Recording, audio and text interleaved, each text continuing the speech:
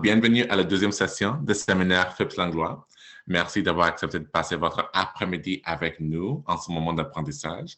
Si vous nous joindre de manière asynchrone, donc vous êtes en train de regarder la vidéo YouTube, vous êtes la bienvenue aussi. Merci d'avoir pris un moment d'apprendre en effet avec nous.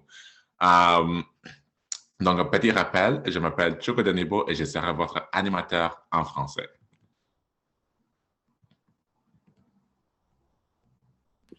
There we go. Hello, everyone. Welcome to the second session of the FIPS Langlois seminars. Thanks for agreeing to spend your afternoon with us. Just a reminder, my name is Celeste DiGiovanni, and I will be your English moderator.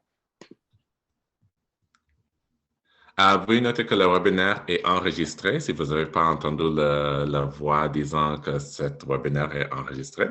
Donc, nous vous encourageons de désactiver vos microphones pour la durée de la présentation, mais nous vous laissons le choix pour activer ou désactiver votre webcam. À la fin de la présentation, vous aurez l'occasion de poser vos questions à notre oratrice d'aujourd'hui. Please note that this webinar is recorded. We encourage you to turn off your microphones for the duration of the presentation, but we leave it up to you to turn your webcam on or off. At the end of the presentation, you will have your opportunity to ask our speaker Genevieve questions. Avant de vous présenter notre oratrice aujourd'hui, j'aimerais commencer en reconnaissant le territoire sur lequel je me trouve. Donc, bien que cette atelier se passe en ligne, j'ai formulé cette reconnaissance de territoire pour la ville d'Ottawa en Ontario pour reconnaître le territoire sur lequel l'Université d'Ottawa se trouve. Pardon, je me suis mélangé. Donc, souvenez-vous encore qu'une reconnaissance de territoire est une manière de comprendre l'histoire de la terre sur laquelle nous nous trouvons et notre lien avec elle, et donc notre responsabilité envers elle. Si vous nous joindre de notre ville, je vous encourage de personnaliser cette reconnaissance de territoire pour l'endroit où vous vous trouvez. Donc, j'aimerais rendre hommage au peuple algonquin, dont le territoire traditionnel et historique englobe ce qu'on appelle maintenant la ville d'Ottawa. Le nom Ottawa est dérivé du mot algonquin Adawe, ce qui signifie faire du commerce. Les Algonquins exigent encore la justice climatique, la souveraineté et le droit de vivre. Il est impératif que nous suivions notre direction de ce gardien de système de connaissances, d'apprentissage et de culture qui souligne la terre et son bien-être. Je rends également hommage à tout le peuple autochtone qui habite à Ottawa ou à Gatineau, qu'ils soient de la région ou d'ailleurs au Canada, qu'ils soient jeunes ou âgés, parce qu'eux aussi connaissent de cible la justice climatique et le droit de vivre avec dignité et respect, en suivant leur savoir et leur système culturel. Je voudrais également prendre ce moment de reconnaître l'histoire de l'esclavage et les conditions de servage au Canada, afin de rendre hommage à toutes les personnes noires et pas noires qui ont payé le prix de leur sang pour bâtir ce pays. Même s'ils ont tant fait pour ce pays, leurs histoires sont si souvent ignorées. Before I introduce our speaker today, I'd like to begin by acknowledging the territory upon which I find myself. Although this workshop is taking place online, the seminar series is brought to you from the city of Ottawa, Ontario, and we must recognize the land upon which the University of Ottawa stands. Remember that a land acknowledgement is a way of understanding the history of the land we stand on and our connection to it, and therefore our responsibility to it. If you're joining us from another city, I encourage you to personalize this land acknowledgement for where you are. I would like to pay tribute to the Algonquin peoples whose traditional and historic territories encompass what is now known as the city of Ottawa. The name Ottawa is derived from the Algonquin word adawe, which means to trade. The Algonquins demanded and still demand climate justice, sovereignty, and the right to live. It is imperative that we follow our direction from these custodians, their systems of knowledge, learning, and culture that emphasize the earth and its well-being. I also pay tribute to all Aboriginal peoples who live in Ottawa or Gatineau, whether they are local or from elsewhere in Canada, and whether they are young or old. They too continue to strive for climate justice and the right to live with dignity and respect according to their knowledge and cultural systems.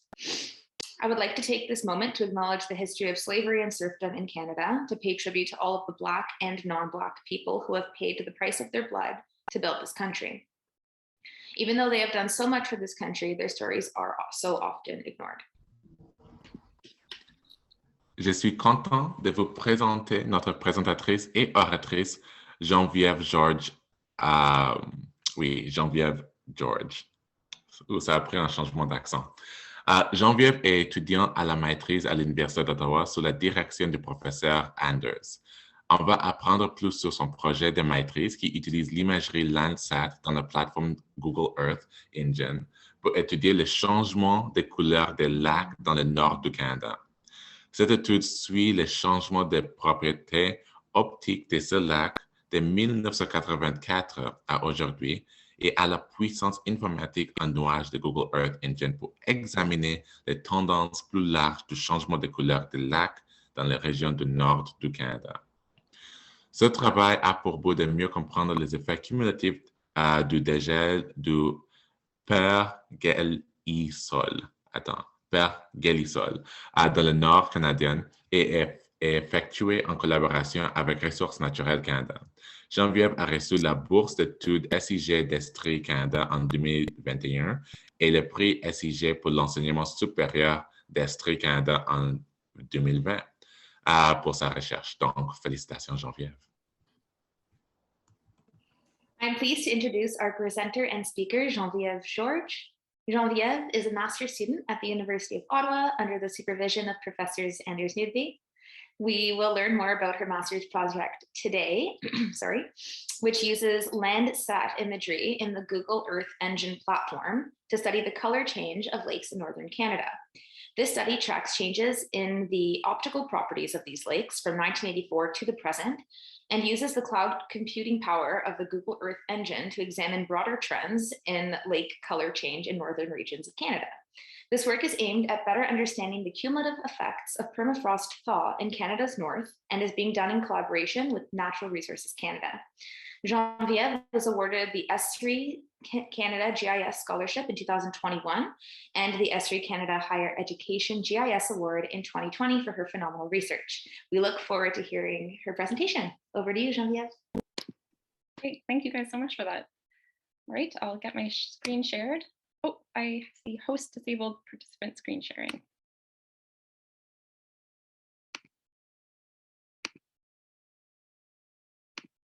There we go.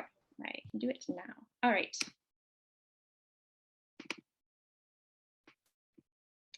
All right, so hopefully everyone can see my screen now. So I don't have to do very much of an introduction because thank you, Chuck and Celeste, for that excellent introduction. So yeah, my project is on lake color change in northern Canada. I'm a master's student at the University of Ottawa under the direction of Anders Nudvig. So for my master's, I've been working on detecting lake color change via remote sensing. This project is being done with funding from NRCan as part of their research program on cumulative effects, specifically in this case, the cumulative effect of permafrost thaw on surface water resources in northern Canada. There have been a couple of papers in recent years about lake color change in northern Canada across various scientific domains, from microbiology to physical geography, and they have mainly focused on investigating the causes and repercussions of lake color change in areas where it is known to be occurring. However, there's been little to no discussion of the distribution or pattern of this change across a large area. So where is it happening? Is it everywhere? Have we already identified all of the places it's occurring? At this point, no one has really looked into what the extent is and whether we know what the entire extent is. So the goal of my project is to develop a method to automatically detect color change in northern lakes and use it to assess the spatial and hopefully temporal patterns of lake color change across northern Canada. Originally, I was planning to combine in situ water quality measurements with satellite imagery to develop this methodology, as is typical with water quality remote sensing analyses. But the timing of the COVID-19 pandemic prevented me from being able to do fieldwork, as I'm sure other people can relate to. And without fieldwork to support the project, the focus had to change to be a 100% remote interpretation of the imagery. So this means that my study has a couple severe limitations because I cannot really speak to the types of changes and what water body constituents are causing the changes, just that optical change is occurring or is not occurring. And for those who know a bit more about water quality remote sensing, it also leaves me unable to use specific algorithms created for detecting water quality parameters, such as chlorophyll A or color dissolved organic matter, because I have no data with which to calibrate those relationships. So I really need to rely on more general algorithms that can apply to large areas and reflectance values directly from Landsat imagery to detect this optical change. I'm using Landsat for this study because Landsat imagery goes back to 1984, which gives me a really nice long time series to use to detect change and to analyze any temporal patterns of change that may exist. Now, it's a lot of imagery. So I hope that at least some people are thinking Northern Canada is really big, and 34 years or whatever that is a really, really long time. And that's an impossible amount of imagery to work with. And in fact, just over Banks Island, which I have circled in red, and excluding all images that have more than 70% cloud cover, so anything that's like, mostly cloud, that's 6,498 individual images. And for context, each uncompressed Landsat scene is between 500 megabytes and 1.6 gigabytes.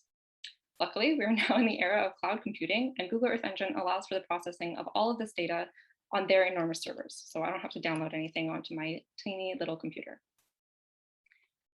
So for this presentation, I'm really going to focus on my methodology, because I think that the use of Google Earth Engine for this project is one of the more interesting parts of it. And I also think it's the most applicable to others who may not be so interested in Northern Lakes, but who do use satellite imagery in some capacity, or who may want to use satellite imagery in some capacity. So I'll go through how I use Google Earth Engine and what I've been able to create with it, and then I'll wrap it all up by discussing what I can do next now that I have results.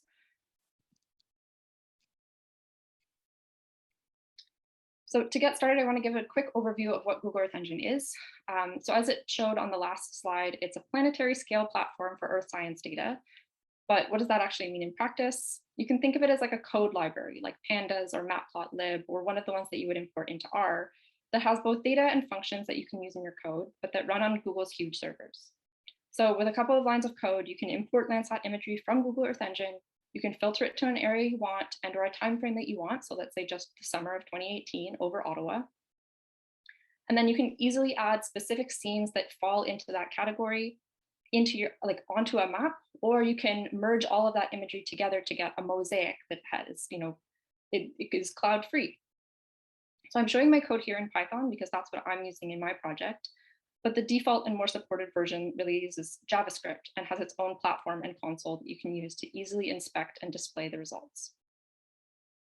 Now, it's really great if you want to be able to visualize a lot of imagery, but it's also an amazing tool for analyzing that imagery. So you can use functions to perform things like band math, all the way to things like object-based image analysis and classifications. So going forward, I just want to note that everything I've done for my project has been done using Google Earth Engine.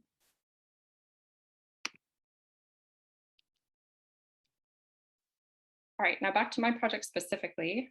Hopefully this video will load, we'll see. Let's see. There we go. It's going to be a little bit jumpy, but that's fine. I just want to contextualize everyone on what I'm talking about when I say lake color change. So this is a slider that shows two composite images for lakes on Banks Island. The one on the left is from 1984, and the one on the right is from 2020. So the observed lake color changes in the Arctic span a spectrum of different colors, from clear blue, which we see as like the darker blue in those images, to turquoise, which you see as like that big lake that's right there, right in the middle, and brown. So some of the lakes around in this image are kind of more of a brown color rather than a turquoise or clear blue. And the color variety suggests that the turquoise and brown are related to an increase in turbidity caused by both organic and or inorganic substances. Now, not all lake color change can be attributed to the same processes, but in Northern Canada, it is often associated with permafrost thaw, where an increased input of terrestrial sediment in the water affects the turbidity and thus the color. And in the case of Banks Island, the color change is closely associated with retrogressive thaw slumps on or near the edge of inland water bodies. Now, without any in situ data with which to assess the causes of lake color change or to measure the change in any real way, it is difficult to create a formal definition of what lake color change is, especially because the change is actually very relative from one lake to another. So one lake might have a really large change in reflectance that's super easily visible. It goes from being like a really clear blue to a really bright turquoise, and that's easily visible in a change in reflectance. And another lake might look the same, it might have the same kind of trajectory, but the magnitude of its change when you're looking at the actual reflectance is much smaller. So a simple threshold wouldn't really be able to include both of those two changes. But I hope that most of you will agree that even without a proper definition, it's the kind of thing that you know it when you see it. So the change is really, really visually obvious.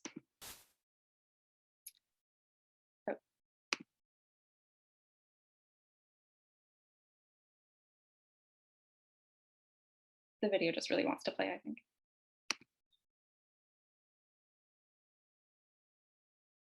Okay, so now that you have a bit of context for what I'm referring to when I'm talking about lake color change, I will walk through the methodology of how to detect it, or how I'm detecting it using Google Earth Engine and Landsat imagery. So I'll just give a brief overview of the methodology first, and then I'll describe each step in more detail. So the first step is to create cloud-free composite images for every 2 years, and then use those composite images to get lake zonal statistics for individual bands from the mosaics. So this is kind of shown on the right here, where the bands that make up the image, like the near infrared, red, green, blue, are the things that I'm actually using rather than the whole image itself. Then the change through time for each of those bands that are shown on the right there are fed in, or the change through time is calculated for each of those bands for each lake. And then those values are fed into a random forest classifier to apply a binary classification of changed or not changed to lakes across northern Canada to find patterns in the distribution of changed and unchanged lakes.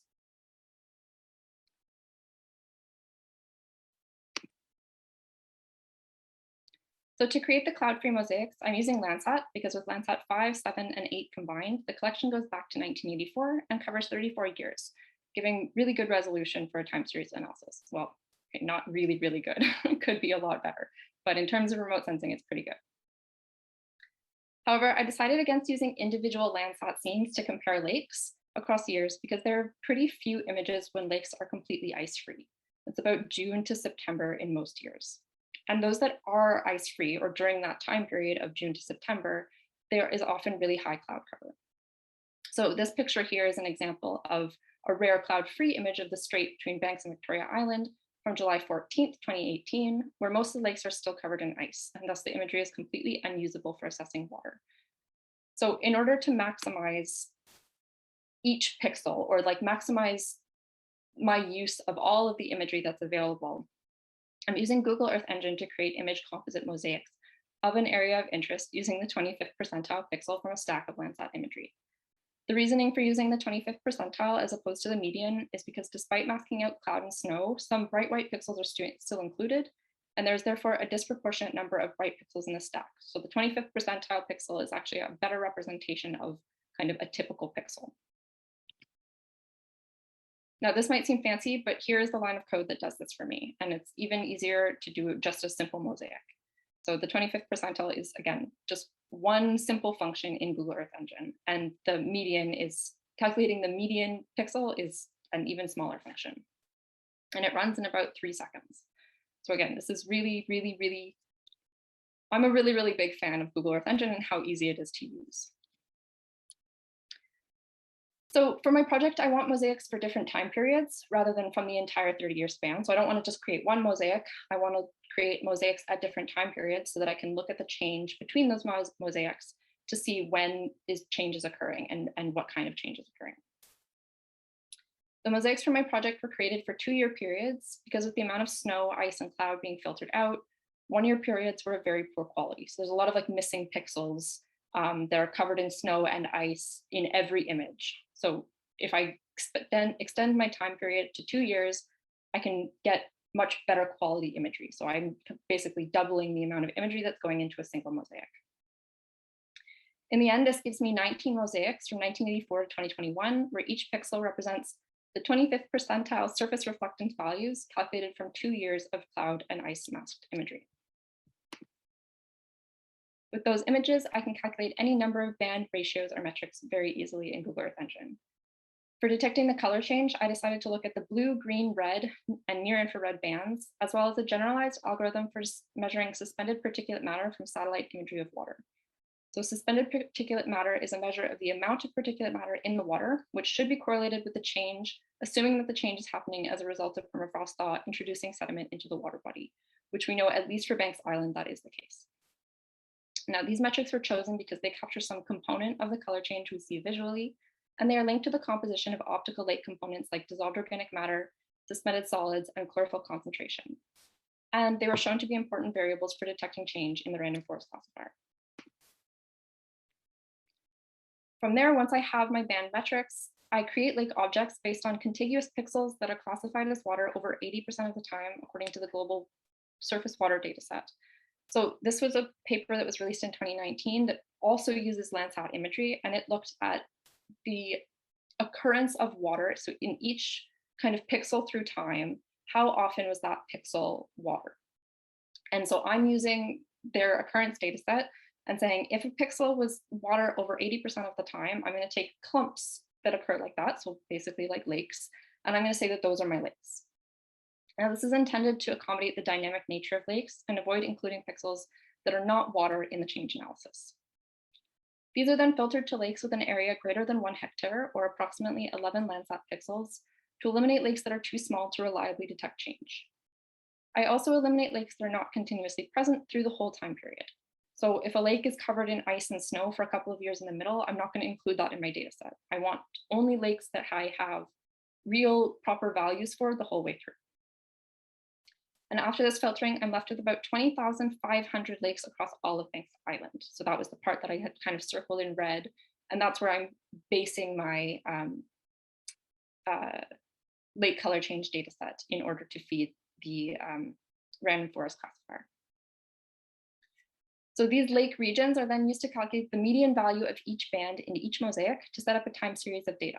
So each lake area has the number of bands times the number of mosaics, which is, I think I have 5 bands and 19 mosaics, which is about 95 values associated with it. So each lake has 95 values associated with it. Now, these graphs show the evolution from 1984 to 2020 of 2 of the color metrics. The green surface reflectance is shown on the top and suspended particulate matter is on the bottom, and they correspond to the lakes on the right. The optical change that is clear when looking at the imagery that you see on the right is also really well represented in the time series of the 2 metrics, green surface reflectance and suspended particulate matter. The evolution of the metrics through time show that all the lakes start kind of the same color and end with 3 distinct color profiles that we can again see clearly in the composite imagery. So this is really the basis for using the time series of certain metrics to distinguish between changed and unchanged lakes. For each lake, then, well, once I have the time series, the teal sand slope is calculated for each band. So the teal sand slope is it takes the slope between each time period and then calculates the median of all of those slopes. So that's the teal sand slope. And I calculate that for each band value across the 19 mosaics and feed those values into a random forest classifier, along with some training data of example changed and unchanged lakes from Banks Island. So the random forest is so named because it uses a forest of decision trees that push the data through multiple decisions. So for example, if you were sorting apples and oranges this way, a decision tree might have a decision like, is it orange or is it another color? Or does it have rough or smooth skin, etc. Then each individual tree that has its own combination of decisions classifies all the data, and for each data record, in this case lake, whichever class was chosen by the majority of the trees is assigned to that lake.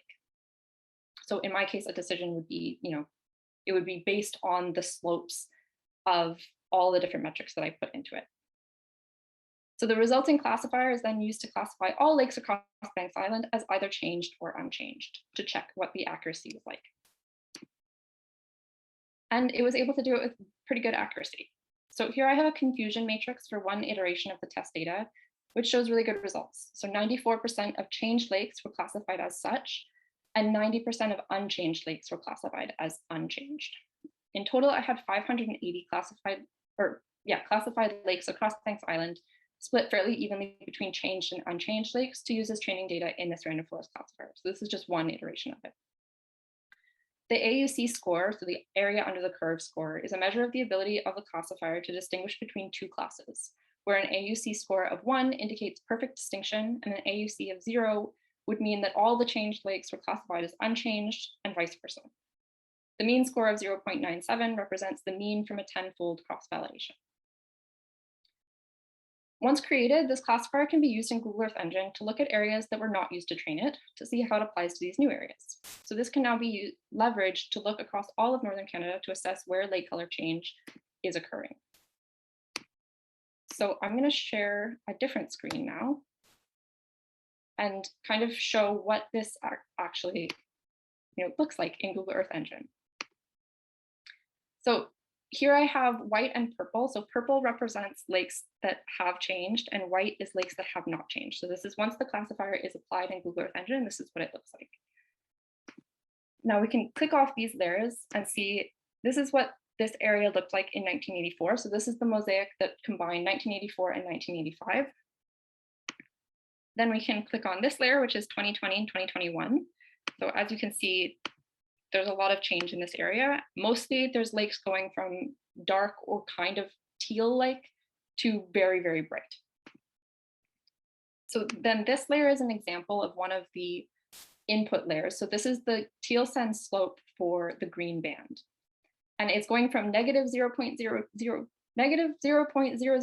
to positive 0.002. So we're looking at kind of very small change here, but it's just to kind of show what is actually, what the data that's contributing to the classifier is. And so I have only green here, but remember there are 5 different slopes that are feeding into this. And then the classification is now just a binary classification that took all that information and looked at this. So we can see for the most part, it does a pretty good job of finding the lakes that have changed. So if we kind of just like flick back and forth, it's pretty good. We would expect this because this is the area that the classifier was trained on. So let's see if a different area has equally good results, or at least good results. So this is Victoria Island. I'm not going to zoom out. I'll zoom out after, just in case it doesn't load again, to show you exactly where this is. But it's just across the Prince of Wales Strait on Victoria Island in Northwest Territories still. So this has a smaller area, a much smaller area. And again, we see kind of this lower corner here, as well as that one little lake in the top middle that seem to have changed color. So again, we can click that off and we can look at the green slopes. So the green slopes are going from red, it would be a negative change. Red, or negative change meaning the green surface reflectance decreased over time. So the amount of light being reflected in the green band decreased over time. If we're thinking about something being very turbid, we would expect, or something becoming more turbid over time, we're going to expect more light to be reflected off of those particles. So blue is more light being reflected, red is less light being reflected. So if we just look at the original imagery now, in the areas that we know from the classification, we saw the change. We can see that they all kind of start off this dark tealy color. And then some of them turn to be much more bright, especially in that dark lower corner, which is captured. One thing to note is that this one really, really big lake isn't captured by this. So this one, I'm not sure if you guys can see my mouse, but the one really, really big lake that kind of has a color change at the top and then it's mostly darker. Thank you, Inners. That one doesn't actually register as being changed. And I suspect that this is because it's so large that, again, I'm taking the median. So I'm not doing a pixel by pixel change. I'm not looking at each individual pixel because that would be really, really noisy. So instead, I'm looking at the lake in its entirety and calculating the median value and the median value over time to see how that has changed. So in this one, it looks like it hasn't actually changed that much, or the median value at least hasn't changed. So this is one of those ones where visually I would say it probably did change, but the classifier doesn't count it as having been changed, which we do expect. Again, even with the good results from the classifier, we would still expect between 3 and 10% of lakes to be incorrectly classified. So we'll look at one more area, which is actually now on mainland Northwest Territories. So this is the Bluenose Moraine. And again, we have the similar results. So I'll click them all off. This one has much smaller lakes that are changing, but you can kind of see if we flick back and forth, there's bits at the bottom there that are changing, and there's bits on the right-hand side that seem to be changing color. Again, we can add our slopes, where blue means that the reflectance in the green band has increased over time, red means it has decreased over time, and then the classification results. All right. So now I'll zoom out and show where all these areas are, just so we're all contextualized.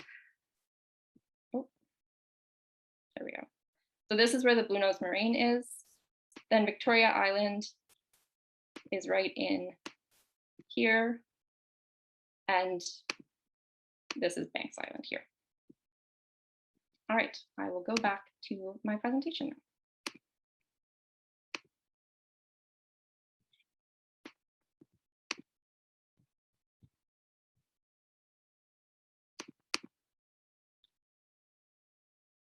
Sorry, it's just getting loaded.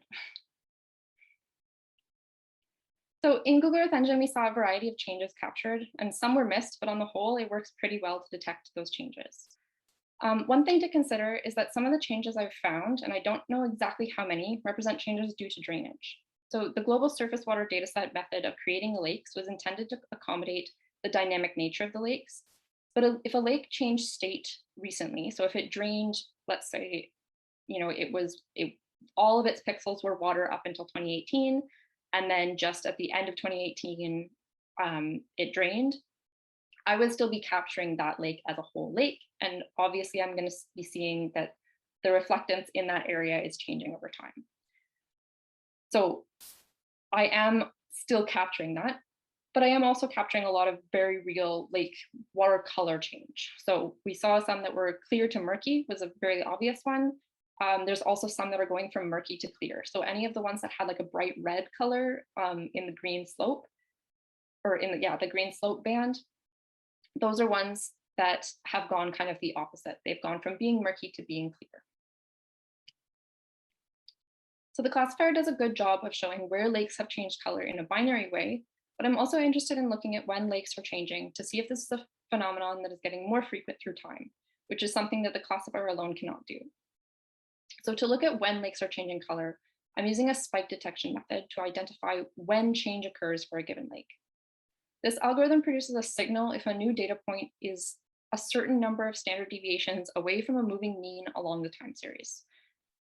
So let's talk about this graph. So the blue line is the median green surface reflectance for the lake in the bottom right of each biennial mosaic. So I have that lake there and we're following that one through time.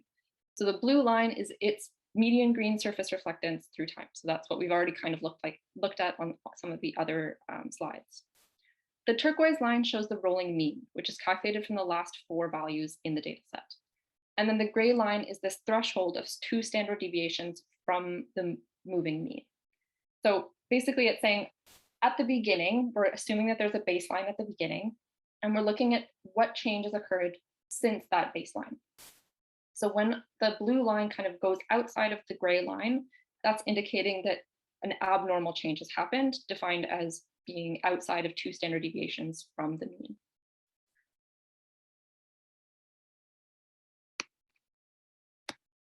So far, this method seems to work well to identify the year in which a lake first changed color. And as we can see with the lake shown here, as we can see with the lake shown here, but it does not really work for identifying secondary or tertiary changes in cases where a lake changes color more than once throughout a time series. So some lakes might start out really, really blue. They might become kind of turquoisey in the middle, let's say around the year 2000, and then over time they kind of go back to being blue. So this method might capture that first change, but it's not really capturing the second change. So it's kind of treating that as if it was the same all the way around rather than having changed again, which is just something to think about and to accommodate going forward. Despite that, I am hoping to use this tool to visualize the timing of change within Google Earth Engine in the same way as the binary change was shown before. So I want it to be an extra layer that I can put on and compare across different areas. So overall, I'm very happy with how the classifier works and that I can get the entire workflow to work in Google Earth Engine. As some of you know, that has been a 1 year or so dilemma of how to get everything to happen in Google Earth Engine itself and not have to pull anything out first. And that's important because Google Earth Engine allows the code to be shared, used, and edited fairly easily. Whereas if the workflow happens across multiple platforms, it makes it more difficult to apply to another project. So next up for me is to examine the spatial patterns by running the code on areas across all of Northern Canada and to examine the temporal patterns by integrating the signaling algorithm into Google Earth Engine. So I was able to get this to work basically this week. So next up is to actually apply it everywhere and look at what those patterns are. And that will pretty much wrap up my project for now. And it'll also provide a good tool for others to use for future and current projects identifying areas of change in Northern Canada. Okay, that's it for my presentation. Thank you, everyone. Merci beaucoup, Geneviève. Merci, Norma. Celeste? Thanks so much, Geneviève, for that presentation. We'll now open up the floor to questions. Et si vous avez des questions en français, surtout n'hésitez pas. En effet, Geneviève adore des questions en français. Elle adore répondre en français. Donc, voilà. I'm seeing a hand up from Michael Sauda. Please feel free to unmute yourself and ask your question. Yeah, great. I really enjoyed the presentation, Genevieve, and your mastery of Google Earth Engine is great. I think maybe you might want to do a seminar or something just on using Google Earth Engine, because there's now a new competing product by Microsoft, as you may know. I didn't follow how you did the color balancing through time for your. Sure. So the color balancing of so you're looking at, the color changes in the lakes, right? Yeah. And so between successive years, how did you ensure that, you're actually seeing real color changes versus just variances in the color balance because of the, the various satellite geometries and sun angles that were present? Right. So I'm using only the Landsat imagery from, I think it's called like the tier 1 collection, where most of that pre-processing has already been done. So I'm using surface reflectance in order to be able to ideally be comparing the same value between images. So a lot of that pre-processing has hopefully already been done. There is some problems with that, especially in Northern Canada. It isn't perfect.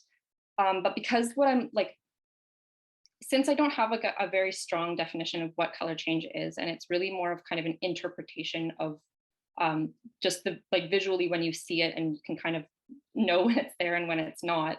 I'm not too worried about capturing change that isn't real. So hopefully with the training data that was kind of accommodated is, I went through and made sure that all of the training data was properly. It wasn't just random change that was, a kind of a blip. Like I examined all of the imagery really, really carefully to make sure that what we're seeing is actually true color change. But in terms of ensuring that, absolutely, I don't really have a way, because I don't have in situ data to properly, make sure I can. Yeah, I can't really calibrate it beyond what I have. So I'm kind of trying to look at more of a large scale change and hope that these small little errors are kind of small. Yeah, hopefully they are. Thank you. I have a follow-up question as well, if I may. Yep. So Google has a long history of quickly abandoning projects that are no longer or not seen to be making sufficient profit. Even if they're profitable, if it's not a certain degree of profit, Google will just abandon them suddenly. Does that scare you? And what do you think about that for the future of, or being an expert, let's say, or really, in Google Earth Engine and being able to do this when it could be abandoned at any time, unless it's open sourced, of course, afterwards or something like that. But I doubt they would do that. Yeah. So what do you think? So one, yes, absolutely. And I'm sure that Anders would remember we talked about this when he was first kind of encouraging me to use Google Earth Engine, was this is something that we don't really know what happens next with this. And, as you said, that is very scary. I would say in terms of, well, I guess there's two things. One is that I'm kind of trying to hope to get this off as quickly as possible so that it's at least relevant for the time being. And the second thing would be just, I think that this kind of platform, even if Google Earth Engine itself is changed in some way or major modifications happen, I'm fairly confident that this style of platform will have kind of a lasting imprint on the scientific community. And I think just knowing how to navigate, even just navigate their help pages, learning JavaScript to be able to kind of use this one, it just kind of gives experience using that kind of tool, which I think will be around for a while, even if Google Earth Engine in its current iteration as a free tool won't be. Yeah, that's I think that's a fair assessment. Hopefully it will be around for a while, and I think it's promising that Microsoft is following suit. Yes, the more the better. Yeah, but do you know of any open projects or anything that are trying to do the same thing, kind of like OpenStreetMap, for example? I'm just curious if you came across anything, any initiatives that were trying to do this with publicly available imagery, isn't it? Yeah, I haven't seen anything really. I've only really seen kind of offshoots of it that rely on it. So people kind of creating their own code or their own functions and libraries to build on top of it. But I haven't seen anything that kind of exists in its place. Okay, yeah, thanks. So what happened, basically what happened, my fear is what happened will be the same as Street View. You have a large community depending on, the free availability of the imagery and the processing, the API. And then overnight, Google just raises the prices 5,000%. And then suddenly, yeah, my sense is what they're doing is they're hooking people in now that once the ecosystem is built, they're going to do the same thing. Although who could tell the future, but that's the kind of either they abandon it or they charge exorbitantly for it. So, but you're right though. I think all that you learned is superbly relevant, and it's the process more than far more important. That what you did, the methodology, than the tool you use, since you could reproduce it elsewhere, maybe not as fast, but you could be done, right? So that's great. Thanks. Thank you. And yeah, it's a good reminder that I should probably get my thesis submitted sooner as opposed to later. Yeah, I don't think anybody would hold you, not accept your thesis or something simply because Google decided to abandon a platform. Again, it's the methodology and approach that you've developed that's important, not the syntax and the specific tool you use. So don't worry about that. Merci beaucoup, Michael. We now have a hand up from Yulun.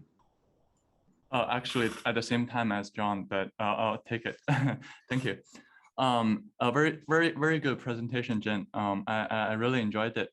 I know it's near the end of your project, but I'm just curious. You were saying there's a lack of in situ data, but have you heard of the Lake Pulse project? Yeah, Genevieve Potwin, she was very involved. They're not very happy about sharing data, but if you wanna, raise your project to another level to have in situ data, maybe you can contact her. Yeah, so I've looked at where they have data for, and they don't really have any data up north, or they have very limited data up north, and it's so it would work for if I was looking at more southern areas, or if another project or another student wants to look at more southern areas and actually use what they have, because it definitely is like a really valuable resource. And maybe, hopefully, they're going to extend to more northern areas soon. But when I talk about the lack of in situ data, there is water quality data for Canada available. And if you look at it all on a map, there's some things that have kind of shown where exactly the water quality data is. And it's pretty much blank in the territories. Mm-hmm. So yeah, especially going even more north, so where I am with Banks Island, there's very little, and there's definitely nothing through time. So yeah, hopefully more projects are looking to kind of collect more of that data and make it publicly available, so that future projects can take more advantage of it. Totally, I can see the challenge of collecting multi-year inland water quality data too. Most of the water quality data that I'm aware of in Canada are in the open oceans, Atlantic Ocean, Pacific Ocean, and the Arctic Ocean. There are people who go there regularly collecting data, but inland water, very limited. But there are quite a lot in the Great Lakes, though. Yeah. Yeah. Thanks. Thank you so much. Jean, je te cède la parole. Thank you for an excellent presentation, Genevieve. I have a question which maybe will sound coming from my high school student, but I'm not sure. Up to what point does just small surface waves introduce noise into your into the work you have been doing? So it's definitely possible. There are a lot of things. So in water quality remote sensing, one thing that is usually done is you convert surface reflectance into a remote sensing reflectance, which is, I believe it's called like the water leaving reflectance. So it's supposed to accommodate for things like surface wave and sun glint and stuff like that on the surface of the water.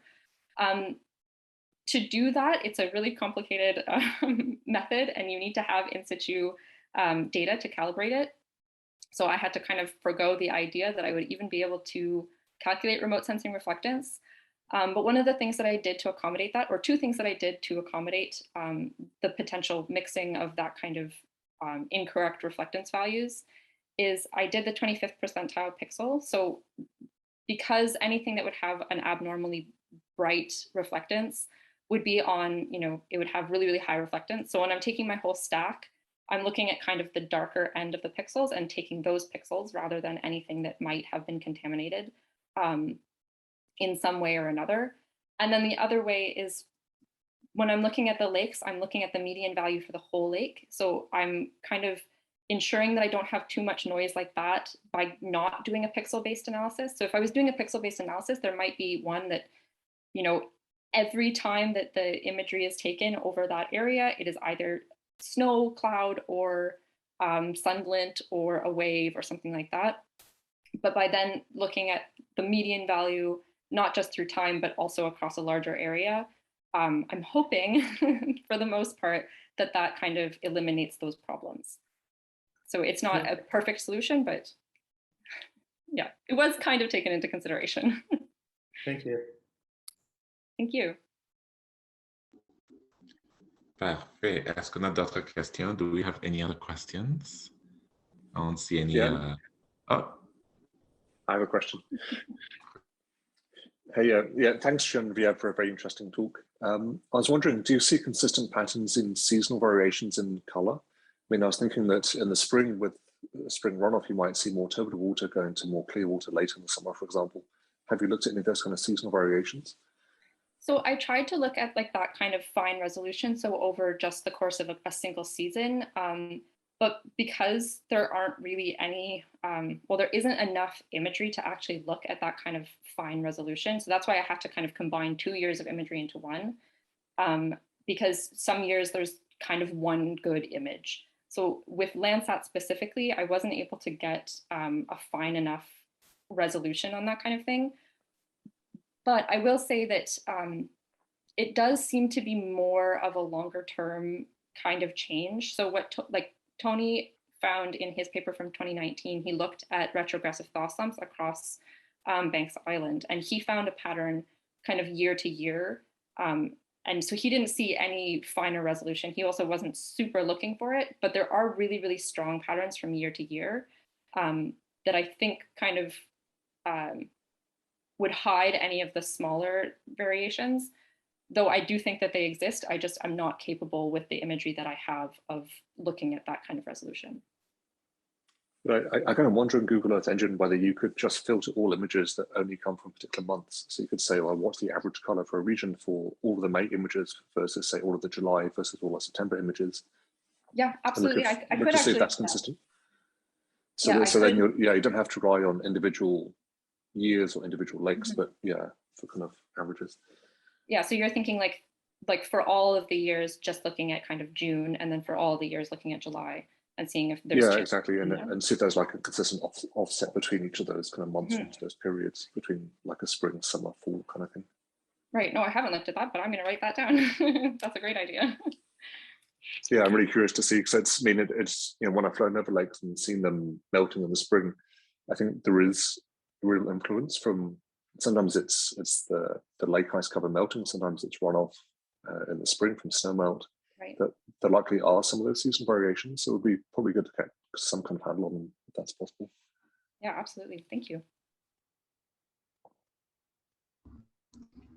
Merci beaucoup, merci beaucoup. Oh, je vois en main levée de Anders. Anders, je te cède la parole. This is more of a comment. There's a lot of things that happen when you kind of buy into the Google Earth Engine ecosystem, right? It has some very important advantages, which is what Jen, some of it has already been presented, but in my mind, the biggest advantage is that you can now rerun this code very quickly, very efficiently across a very large part of, I mean, we talked yesterday about doing this for the entire north of 60 landmass, right? Which is unthinkable if you had to download all of the imagery and process it. So it's a really strong advantage, but at the same time, there are some things that you just cannot do because you limit yourself to what you can then actually do within that. I call it an ecosystem, but within that application. So, for example, the conversion of normal surface reflectance into remote sensing reflectance, it's complicated, and there simply aren't the tools within Google Earth Engine to do that. So you can't do it. So some of the other, I can't remember exactly, but some of the other comments or questions that came up, part of the answer that Jen gave is related to this trade-off where we decided to go with Google Earth Engine in order to allow that dramatic upscaling of the approach, but at the same time, we have to accept some parts of the methodology that are not perhaps as optimal as they could be. But it's a trade-off. I just wanted to make that clear. Thank you. If I can just add one more thing, some of the methodology as well, it's very much designed to be sort of noise resistant, because once you apply a methodology like this to the amount of imagery that Jen is working with, I mean, it's literally all Landsat imagery from north of Canada ever, right? It's a huge amount of imagery. You cannot investigate each individual image. You cannot look at each individual lake. You have to design the workflow so that it's really resistant to abnormalities. So the use of a teal-send slope, for example, as opposed to a slope derived from a least squares regression, is for that reason. The use of medians or the 25th percentile is for that reason as well. I noticed, Jen, in one of the images you showed, maybe from Victoria Island, I think, there's still some ice patches in some of those lakes. Yeah. But it doesn't really matter because you're using the median value from that lake anyway. So as long as the ice covers a relatively small part of the lake, it doesn't matter. Well, or it has a very negligible influence. So it's like there's a lot of considerations that I'm not used to dealing with, but that are necessary when working with this amount of data and in the in the Google Earth Engine app. So yeah, just wanted to mention that.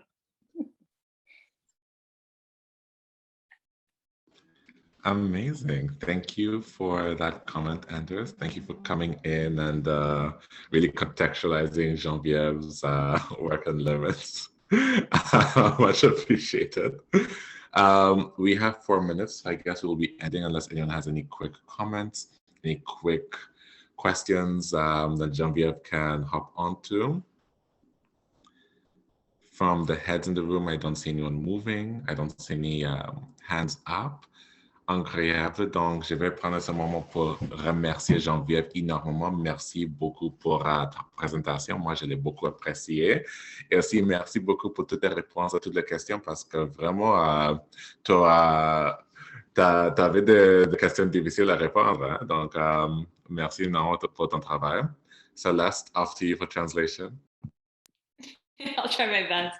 Genevieve, thank you so much for your presentation. It was really great. Honestly, even for someone who doesn't engage in natural sciences very much, it was easy enough to understand and kind of like follow, not the methodology so much, but just follow the presentation, which is a good sign for a natural scientist if you can kind of make your research accessible to other people who aren't in your field. So my hat off to you, and I will echo Chuck, and those are some hard questions. And that's one of the hardest parts of being an academic, is really defending yourself and your work. And, you got to have the hard questions, and it's nice in a smaller setting like this where you can practice how to answer them, but you really took them head on and you did a fantastic job.